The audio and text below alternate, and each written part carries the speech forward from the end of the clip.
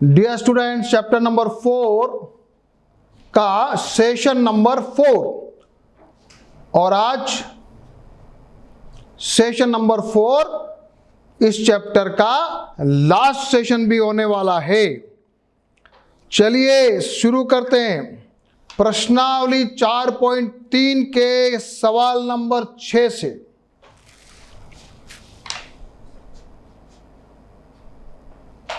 सभी लोगों ने करके रखा है कि नहीं रखा है?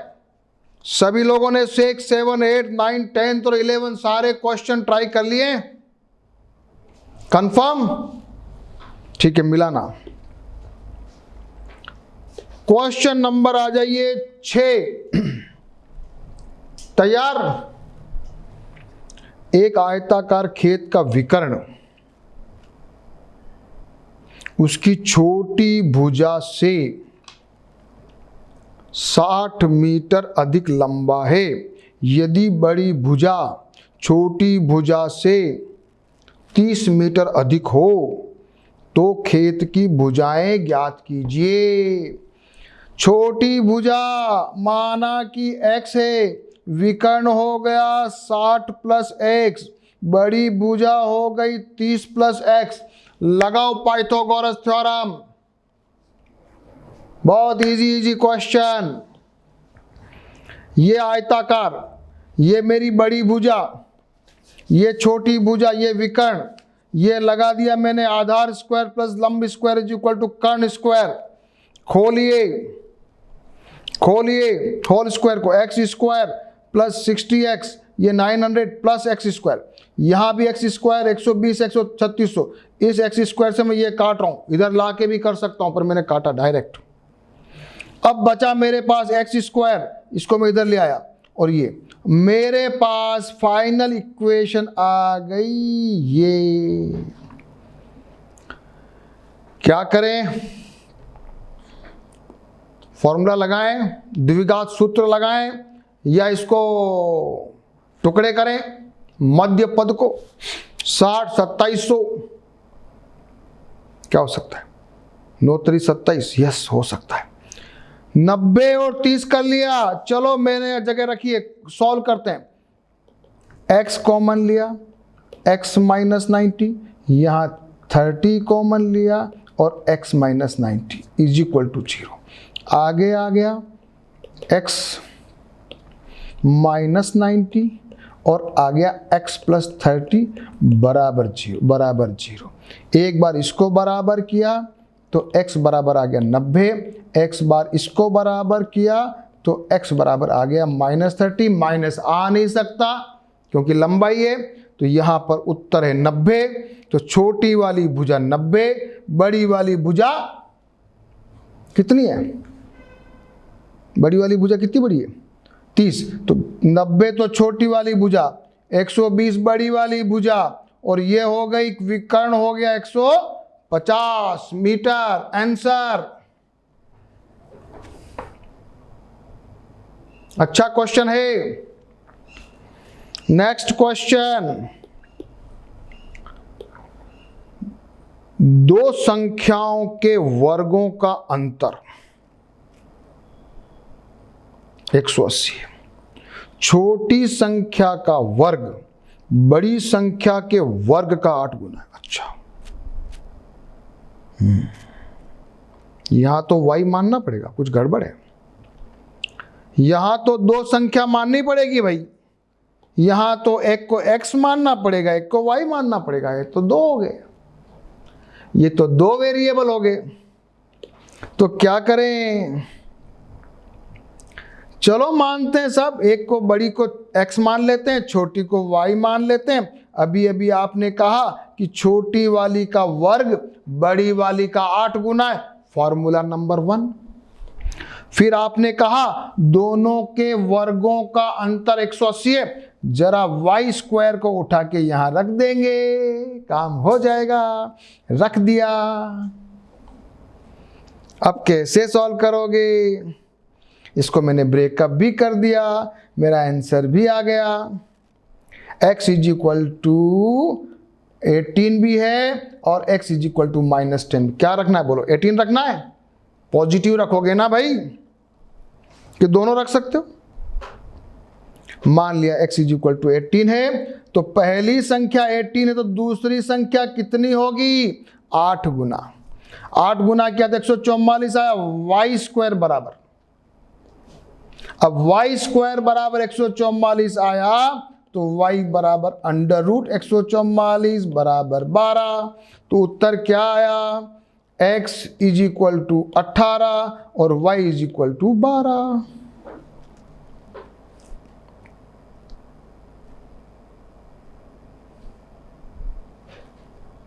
थोड़ा अलग क्वेश्चन है,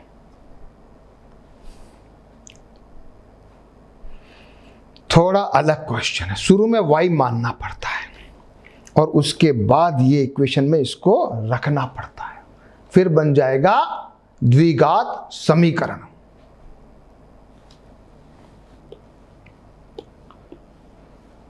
चलिए क्वेश्चन नंबर 8। एक रेलगाड़ी एक समान चाल से 360 किलोमीटर की दूरी तय करती है। यदि वह चाल 5 किलोमीटर ज्यादा होती, 5 किलोमीटर प्रति घंटा, अच्छा, तो वह यात्रा 1 घंटा कम लेती। रेल की चाल ज्ञात कीजिए। माना कि रेल की चाल है x, यदि वो x -5 होती तो यात्रा में 1 घंटा कम लगता। यानी कि फॉर्मूला एक याद रखना, मैं वापस लिखता रहता हूं, v is equal to D upon T. यहां सही करो, v is equal to D upon T, तो t is equal to D upon v। इस फॉर्मूले को याद रख लो। यहां vx है, चलो करते हैं। माना कि ट्रेन की स्पीड है x किलोमीटर प्रति घंटा, तो t जो दिया गया है t1 दिया गया है, t1 बराबर डिस्टेंस अपॉन चाल x। फॉर्मूला याद है ना, t is equal to D upon V. Formula ये भूल जाओ तो एक फॉर्मूला हमेशा याद रखना है, कौन सा? वे चाल बराबर दूरी अपॉन समय। बस इससे अपन चाहें तो t इज इक्वल टू अपन निकाल सकते हैं d अपॉन वी। तो ये मेरा आ गया d अपॉन वी और t2 आ गया ये, और दोनों में अंतर 1 घंटे का है, यानी कि t2 जो है वो t1 से 1 घंटा कम है। इसको यूं भी लिख सकते हो और आपकी इच्छा हो जाए कि t2 minus t1 is equal to 1 भी लिख सकते हो। कैसे भी कर लो, कैसे भी कर लो।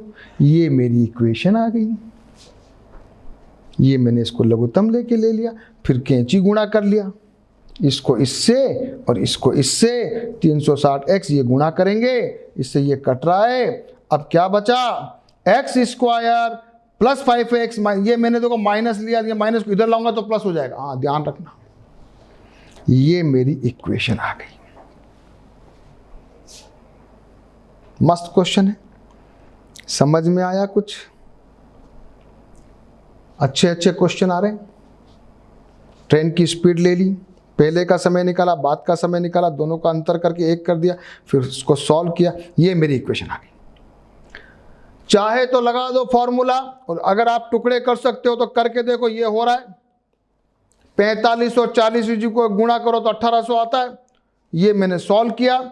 यहाँ इसको x कॉमन ले लो तो ये आ रहा x प्लस 45 माइनस 40 कॉमन लिया, x प्लस 45 बराबर 0। ये 2 आ गए, दोनों को 0 के बराबर रखा तो x बराबर माइनस 45 या x बराबर 40। पॉजिटिव उठाना है। ट्रेन की जो चाल थी वो 40 किलोमीटर प्रति घंटा, लिखना 40 किलोमीटर प्रति घंटा। अंग्रेजी में लिखो चाहे हिंदी में लिखो।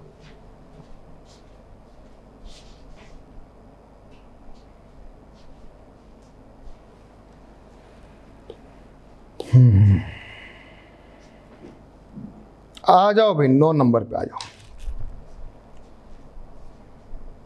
बड़े जोरदार क्वेश्चन आ रहे हैं। 2 पानी के नल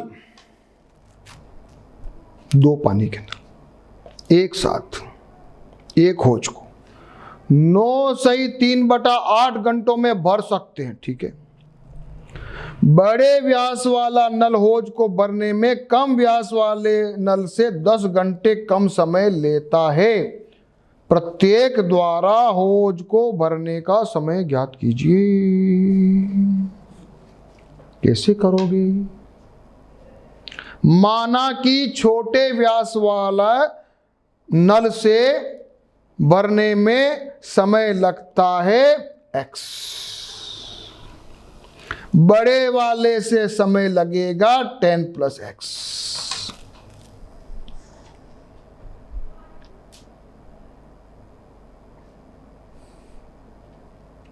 और दोनों को मिला के करेंगे तो ये आएगा। कुछ फॉर्मूला आता है क्या?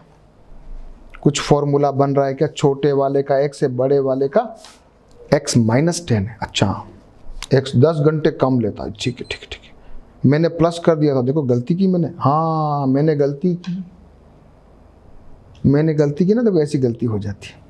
तो यहां पर आ रहा x - 10, 10 घंटे कम लेता है।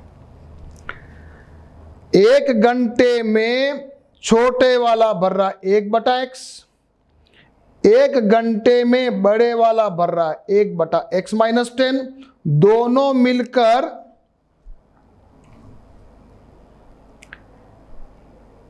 1 घंटे में कितना भरेंगे? कुल टंकी को भरने में लग रहा है 9 सही 3/8। इसको करो 8 9 72 और 3 75/8।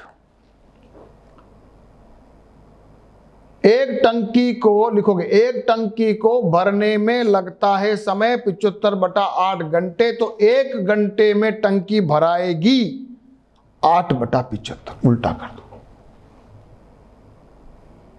मस्त क्वेश्चन है ये। अब दोनों को, इसका 1 घंटा, इसका 1 घंटा, दोनों मिलाकर ये मेरा फॉर्मूला आया।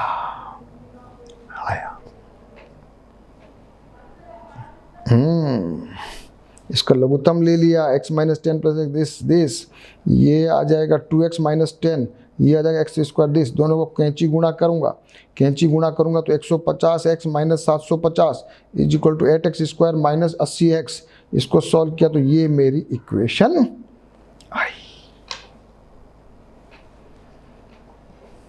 कुछ मजा आया कि नहीं आया? कुछ समझ में आया कि नहीं आया? छोटी वाली को भरने में समय लगता है x घंटा, बड़े वाले पाइप से लगेगा 10 घंटे ज़्यादा कम लेता है तो x - 10। फिर अपन कहेंगे 1 घंटे में छोटे वाला पाइप भरता है 1/x, बड़े वाला पाइप से 1 घंटे में 1/x - 10। कुल टंकी को भरने में लगता है 75/8 घंटे। तो 1 घंटे में टंकी भराएगी 8/75 हिस्सा।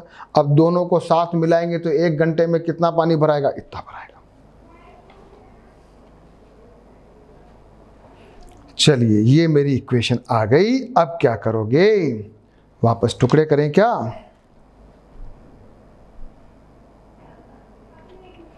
सात 750 × 8 आना चाहिए भैया। तो 8 इधर भी है। 750 × 8 कितना होता है? 8 0 0 8 5 40, हासिल लगा 40 का 0, हासिल लगा 4, 8 7 8 56 और 4 6000। तो ये मैंने टुकड़े किए 6000 के, 230। अच्छा, बड़ा जोरदार क्वेश्चन है। 8x कॉमन लिया, फिर ये मेरे फॉर्मूला ये वाला आया। तो x बराबर आया 15/4 और x बराबर आया 25। तो अपन क्या करेंगे? 15/4 को नहीं मानेंगे क्योंकि वो फ्रैक्शंस में है, भिन्न में है। हम मानेंगे छोटे वाले नल से 25 घंटे में भराता है, बड़े वाले नल से 15 घंटे में भराएगा।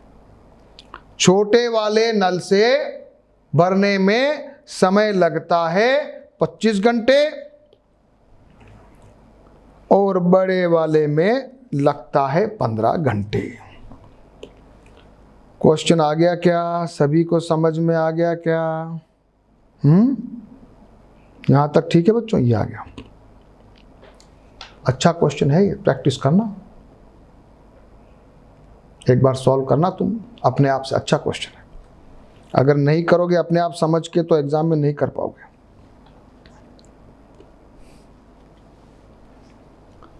क्वेश्चन नंबर 10, मैसूर और बेंगलोर के बीच के 132 किलोमीटर यात्रा करने में एक्सप्रेस रेलगाड़ी सवारी गाड़ी से 1 घंटा कम लेती है। ठीक है, यदि एक्सप्रेस गाड़ी की औसत चाल सवारी गाड़ी की औसत चाल से 11 किलोमीटर प्रति घंटा अधिक हो तो दोनों रेलगाड़ियों की औसत चाल ज्ञात कीजिए। माना कि, किसको मानोगे? सवारी गाड़ी, छोटी है ना, उसके कम है ना। माना कि सवारी गाड़ी की औसत चाल है x, तो एक्सप्रेस गाड़ी की औसत चाल हो जाएगी 11 + x। एक्सप्रेस गाड़ी 1 घंटा कम लेती, यानी इसके द्वारा जो T2, एक तो निकालो T1 बराबर आ रहा है 132/x और T2 आ रहा है 132/11 + x, और दोनों को अगर आप घटाओगे तो 1 घंटा आना चाहिए। T2 - T1 = 1, 1 घंटा। आ गया फार्मूला। कुछ मजा आया कि नहीं आया? ये भी अच्छा क्वेश्चन है, यह भी अच्छा क्वेश्चन है। माना कि पैसेंजर ट्रेन इतनी, एक्सप्रेस ट्रेन का x + 11, फार्मूला हमको मालूम है T1 - T2 = 1, तो ये T1 यानी एक्सप्रेस गाड़ी वाला, ये पैसेंजर गाड़ी वाला। पैसेंजर गाड़ी कम लेगी ना, पैसेंजर गाड़ी कम लेगी ना, तभी उतनी, सॉरी, एक्सप्रेस गाड़ी कम लेगी ना, एक्सप्रेस गाड़ी कम लेगी, इसलिए पैसेंजर वाले में से घटाएंगे। 132 कॉमन ले लिया, ये किया, जरा सॉल्व करेंगे। सॉल्व करो, ये लघुत्तम ले लिया, क्या आ गया? सॉल्व करो, ये इक्वेशन आनी चाहिए। सॉल्व कीजिए इसको, सभी बच्चे एक बार सॉल्व करेंगे। सॉल्व नहीं करोगे तो गाड़ी वहीं रुकी रहेगी तुम्हारी। चाहे लघुत्तम लो, कैसे करो, कॉमन लो, तुमको जैसी इच्छा है वैसे करो, पर इसको सॉल्व करके ये इक्वेशन आनी चाहिए। अब ये इक्वेशन के तुमको टुकड़े एग्जाम में नहीं आवे, बाय द वे 11 के टुकड़े कैसे करें, क्योंकि ये तो थोड़ा टेक्निकल मामला है, तो अपने वो लगा दो ना फॉर्मूला, चिंता नहीं करना। ये मैंने टुकड़े किए, ये आगे दिस, या तो x बराबर -44 या 33, अपन पॉजिटिव मानेंगे 33। पैसेंजर गाड़ी 33 किलोमीटर प्रति घंटा, एक्सप्रेस गाड़ी 44 किलोमीटर प्रति घंटा।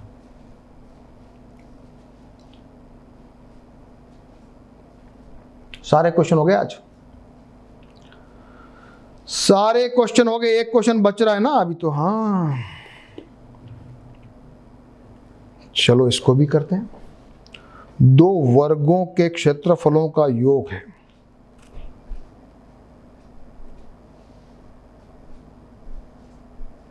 यदि उनके परिमापों का अंतर दे रखा है तो दोनों वर्गों की भुजाएं ज्ञात करो।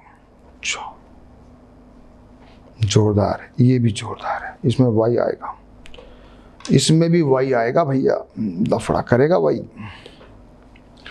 मान लीजिए एक वर्ग की भुजा है x, मान लीजिए एक वर्ग की भुजा है y, तो दोनों का क्षेत्रफल x² + y² = 468। Formula number 1।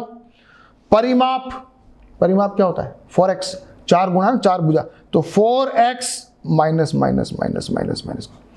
4 बड़ी कौन सी पता नहीं, तो 4x - 4y = 24, तो x - y बराबर हो गया 6।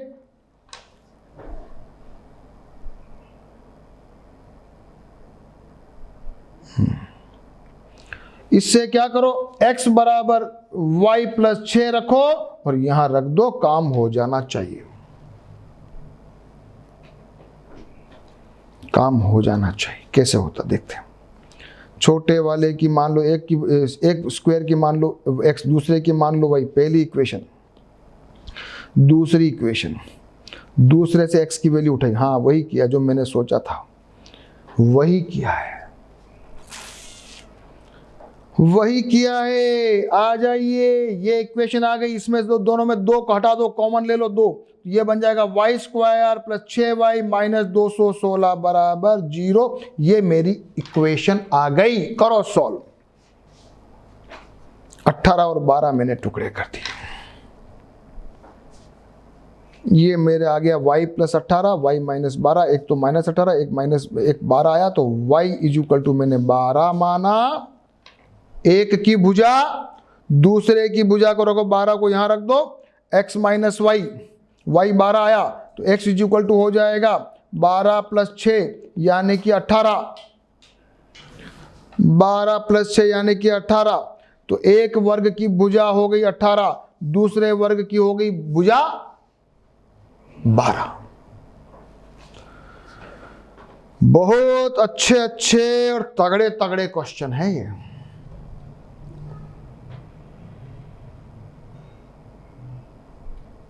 एक बार करो, 2 बार करो, समझ के करो, मजा आएगा। पहली बार में आपको थोड़ा डर लग लेंगे, एक बार समझ में आने के बाद बहुत मजा आता है। और सबसे ज्यादा कैलकुलेशन में बच्चे फंसते हैं, यहां पे जाके बच्चे रुक जाते हैं, और आप क्या करें, कैसे टुकड़े करें। तो टुकड़े करने की कोशिश करो, और फिर भी नहीं होए तो अपनी वो फॉर्मूला लगा दो, आंसर आना चाहिए। टुकड़े कर सको तो बहुत अच्छी बात है।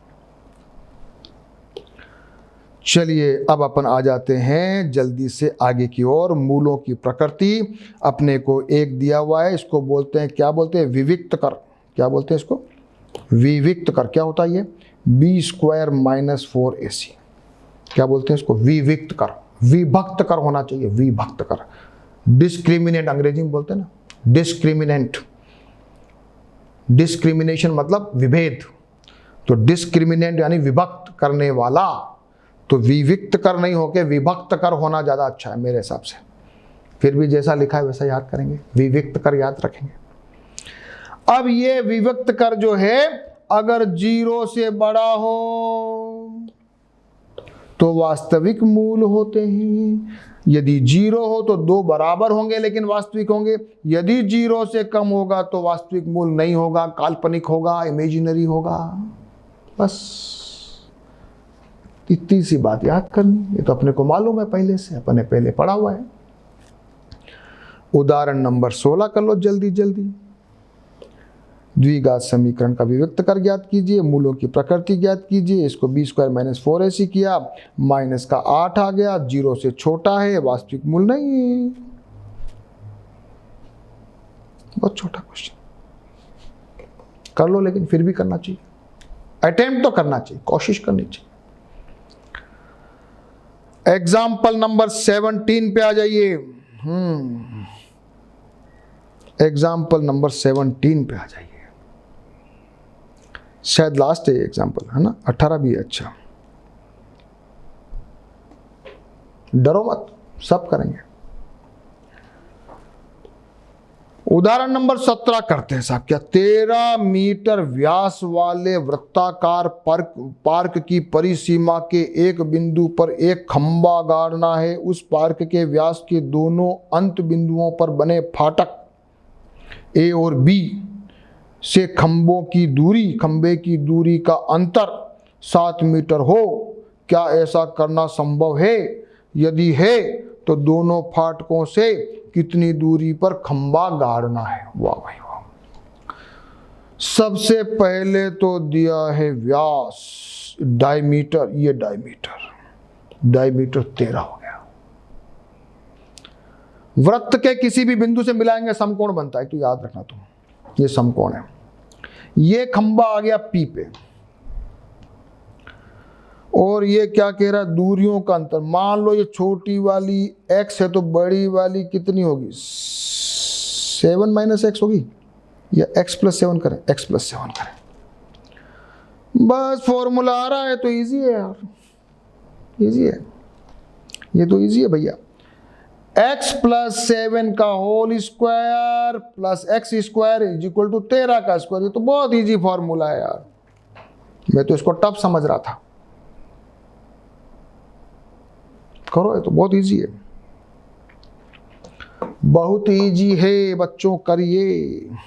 ये कर लिया, ये फॉर्मूला आ गया, इसको मैंने सॉल्व कर लिया, ये मेरे को इसमें ये इक्वेशन आई, मैंने 2 कॉमन लिया, मेरी इक्वेशन आ गई ये। इसको मुझे सॉल्व करना है, मैंने इसमें वैल्यू रखी और ये आ गया 289 17 का वो है स्क्वायर, तो ये आ गया 17। एक बार 17 प्लस करके रखो, एक बार माइनस करके रखो, 5 और -12, मान लो 5 क्योंकि नेगेटिव मानना नहीं है, तो 5 आ गया अपनी छोटी भुजा, बड़ी भुजा आ गई 5 और 7 12, ये तो आ गई 5, ये आ गई 12। बहुत ईजी है, लेकिन कैलकुलेशन में बच्चे फंस जाते हैं। फंसना मत, समझने में भी फंस जाते हैं, इक्वेशन बनाने में डर जाते हैं, सवाल को समझ नहीं पाते। कोई भी चीज टफ नहीं है, प्रॉपर तरीके से समझते हुए करना। हाँ चलो साहब, आ गया तो लास्ट चलते हैं। अब उदाहरण नंबर 18 क्या कहता है, समीकरण का विविक्तर ज्ञात कीजिए। तो इसका विविक्तर b² - 4ac निकाला, 0 आ गया। वाह भाई वाह, 0 आ गया तो 2 मूल है और 0 आ जाएगा, डायरेक्ट आंसर निकलेगा x बराबर -b/2a, क्योंकि वो तो 0 हो गया ना, b² - 4ac, बस कर दो, -b कितना है, ये आ गया -b, 2 मूल लिख देना। जब ये विविक्त कर 0 आ जाए तो दोनों मूल समान होंगे। चलो जल्दी जल्दी प्रश्नावली करें ताकि चैप्टर फिनिश हो जाए। मूलों का अस्तित्व तो नहीं ज्ञात कीजिए, वही निकालो इनके विविक्त कर, इनके विविक्त कर निकालो। पहले तो देखो मूलों का अस्तित्व है कि नहीं है। इसका किया -31, नहीं आया भाई, नहीं है, नहीं है, पहले का मूल नहीं है, क्योंकि विविक्त कर ऋणात्मक आ रहा है, मूल अस्तित्व में नहीं है। दूसरा वाला 0 आ गया, विविक्त कर, इक्वल रूट्स निकाल लीजिए, कुछ भी नहीं करना है। क्या करना है, -b/2a लिख दो बच्चों, जल्दी जल्दी कर लो, आंसर आ जाएगा। ये कर लो जल्दी जल्दी, अब लास्ट प्रश्नावली चल रही है और इजी है ये, पहले वाली तो थोड़ी टफ लगी थी। तीसरा वाला क्या कहता है, b² - 4ac, ये तो पॉजिटिव है तो मूल आएंगे, फॉर्मूले में रखो, फॉर्मूले में रखो, ये आ रहा है। ओहो क्या बात है, क्या बात है, ये आंसर आ गया मेरा तो। और इसके आगे मैंने क्या आइडिया लगाया, वाह, 12 को 4 गुणा 3 लिख दिया, तो ये बन गया, अंडर रूट से बाहर निकलता तो 4 का तो 2 रह गया और ये अंडर रूट 3 अंदर रह गया। फिर मैंने 2 कॉमन ले लिया तो अंदर बचा 3, ये बन गया 3। तो कितना बढ़िया है, देखो यहां मैंने 2 कॉमन लिया, अंदर 3 plus minus under root 3 divide by 4 है, तो इसको 2 से काटो, ये रह जाएगा देश। अब मेरे पास मूल आएंगे, या तो x का मान होगा 3 प्लस अंडर रूट 3/2, या होगा 3 माइनस अंडर रूट 3/2। आया आंसर, आया क्या, आया क्या बच्चों?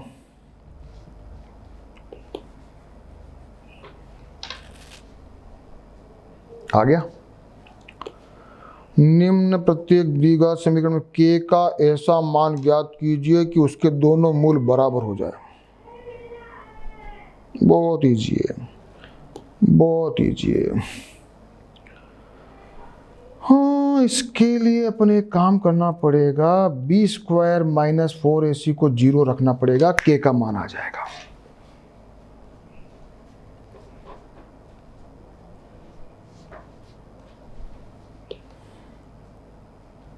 ये आ गई मेरी इक्वेशन, b² - 4ac, ये b² - 4ac, बिल्कुल अच्छा। k² बराबर 24, तो k बराबर अंडर प्लस माइनस अंडर 24 को मैंने ऐसे लिख दिया, तो k बराबर प्लस माइनस 2√6, यानी k इज इक्वल टू 2√6 या -2√6। नहीं, दोनों पॉजिटिव है, हाँ ठीक है, प्लस माइनस प्लस भी है माइनस भी। सेकंड वाला थोड़ा को सिंप्लीफाई कर दीजिए, इस फॉर्मेट में ले आइए। मेरा b क्या है बच्चों, -2k और a है k। करो जरा, तो इसको जरा b² -4ac में रखा, ये इक्वेशन आई, मैंने कॉमन लिया, तो या तो k बराबर 0 है, ये k बराबर 6, तो k बराबर 6 रख दो, 0 भी रख सकते हो। k बराबर 6 रखने पर इस इक्वेशन का मूल वो समान आएगा, विविक्त कर 0 आएगा, मूल समान आ जाएगा। क्वेश्चन कर लोगे ना, ये तो टफ नहीं है, एग्जाम में आएगा, डरोगे तो नहीं? कोई बच्चा डरेगा तो नहीं? सभी करो एक बार अपनी अपनी कॉपी के अंदर, प्रैक्टिस करो सभी। इजी क्वेश्चन भी गलत मत कर दो ना एग्जाम में। क्वेश्चन नंबर 3 करो, क्या एक ऐसी आम की बगिया बनानी है साहब, लंबाई चौड़ाई से दुगनी हो, उसका क्षेत्रफल इतना हो, वाह भाई वाह, लंबाई चौड़ाई से दुगनी हो, चौड़ाई x है, लंबाई 2x है, क्षेत्रफल दे रखा है, तो बहुत इजी है। तो 2x गुणा x बराबर 800 है, तो 4x² बराबर 800 है, हाँ, तो x² बराबर कितना हो जाएगा, 200।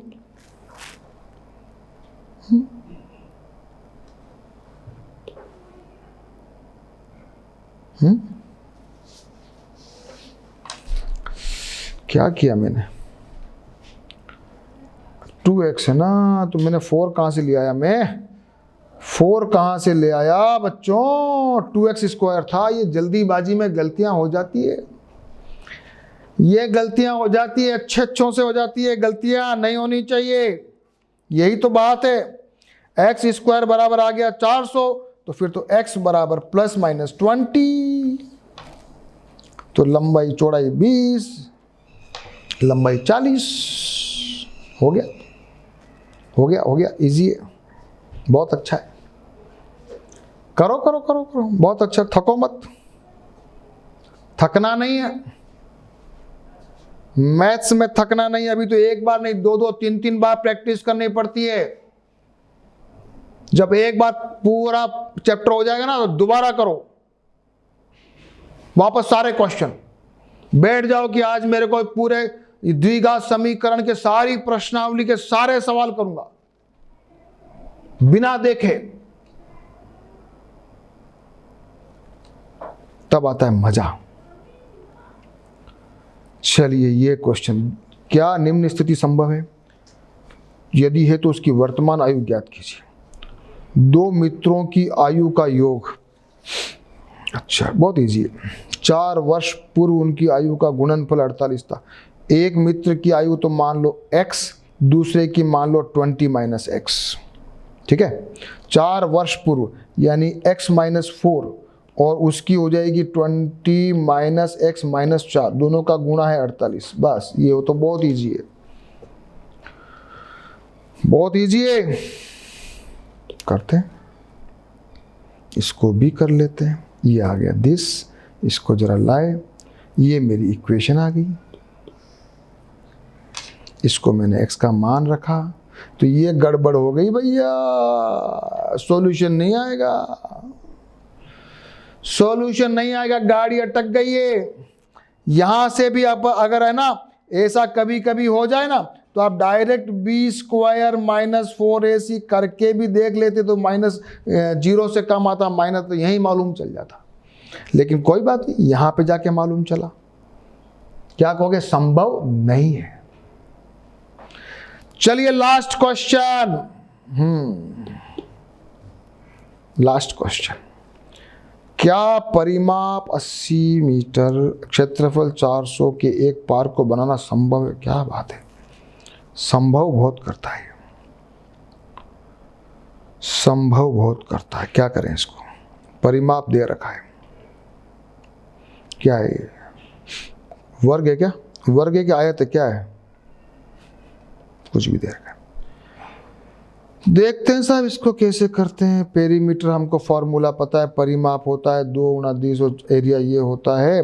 मान लीजिए ये लंबाई इंटू चौड़ाई है, तो लंबाई प्लस चौड़ाई तो होगी 40, तो एल को इसमें रखा, एल बराबर 20, और इनको इसमें रख के देखा तो ये इक्वेशन आई, ये इक्वेशन आई, इसको देखा तो ये एक्सिस को ये आ गया। अच्छा ठीक है, ठीक है, वापस समझा देता हूं आपको। लंबाई मान लीजिए x,